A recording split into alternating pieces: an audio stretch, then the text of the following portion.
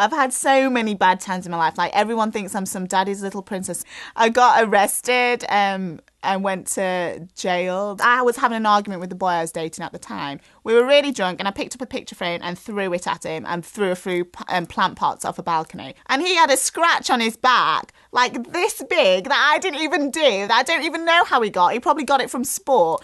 5 policemen came to the door. I don't know where they came from. The neighbours, 2 neighbours had called. And so instead of taking the boy, they took me, because I was the one that was acting all irrationally. And I was in this awful, nasty jail with 14 bunk beds, with no food, in a jumpsuit, with about 10 prostitutes, an armed robber, and some girl that was in a gang. Hi, I'm Chrissie Wunna, and welcome to my video profile. I'm giving you the chance to get up close and personal with me and to find out a little bit more about me, things you would never ever know. Another bad thing, the partying got a bit bad, but that's just the Hollywood way.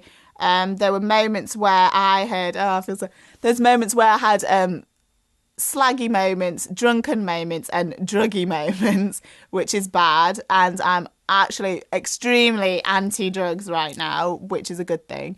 And I had a moment, because I was trying to fend for myself, and I had moved to New York on a whim with a boy that had promised me the world. And what happened was, in a hotel room, we had argued, and I don't know what happened, but he was just an idiot. He was just an idiot.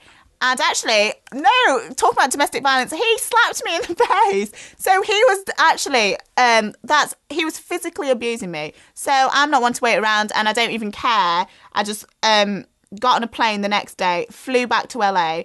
I had given up my whole life in LA to be with this boy. I had lost my apartment, lost everything. So I stayed with a friend for 4 days, and then my pride was like, oh, I've got this covered. And I was like, I'm fine. I'm going to get my life back together, when I really didn't have my life together at all. And I had to sleep for about a week or 2 weeks in the boot of someone's car. Like, I was homeless for about a week. I was going from couch to couch to couch, but then I just figured I can't do this because I felt so embarrassed. So I slept in the boot of someone's car in the back of a Ford truck. A Ford Taurus, which is like a big station wagon, they call it over here, which is like an estate car, just in that boot part with me. One of actually my guy friends, who was so sweet, who was doing it with me just for his sake, because he was going through a hard time. That was his car. Actually, a lot more people are homeless in LA than you would think. A load more people sleep in their cars. And there was me, him, a blanket, a bottle of vodka, and a pit bull living in the back of a Ford Taurus. And it was so funny. There was this transvestite prostitute, she person that even felt bad for me and gave me their coat. and then after 2 weeks, I don't know what happened, I got a modelling job, which is so funny. I got a modelling job. It paid for everything, and then I was set back up. Just like that. I mean, and I could have just called Daddy 999 and had everything sorted out, because I didn't really have a poor upbringing. I had a phenomenal upbringing, but I didn't, because I was, not because I was so strong, but because I was so embarrassed and a bit drunk. So I just thought it would have been terrible. And so I did that by myself. So yeah, prison, homeless, hanging out with prostitutes.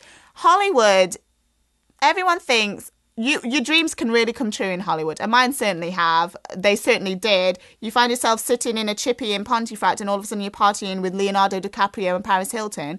But it looks like an easy place to live because the kids of Hollywood make it look easy. It's inviting because we're making it look easy. It's smoke and mirrors town. No one knows what really goes on. They just think they do, and that's why there's the big pull. It's not at all a bad town. You really can make something of yourself.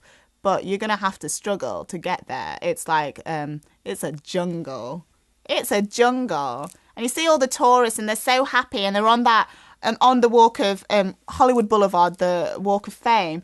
And I remember when I was little, I would sit on there and watch the breakdancers, because there was one that I fancied at the time. And they were all homeless and druggies. And the people that were dressed up in the Superman Catwoman outfits were on heroin and had no place to live. But then there was all these tourists around and thinking they're the best thing ever. And it's like Disneyland, and giving them money. But they needed that money to pay, to save up for rent, or to, they don't really know what's happening. But yeah, it's a tough town. But I made it out the other end smiling, and by making my dreams come true. And it's just about how strong are you. It tests your judgment, how it tests your meter of morality also. How far will you go? But it makes you strong, definitely. So like coming back to England, I thought would be a walk in the park.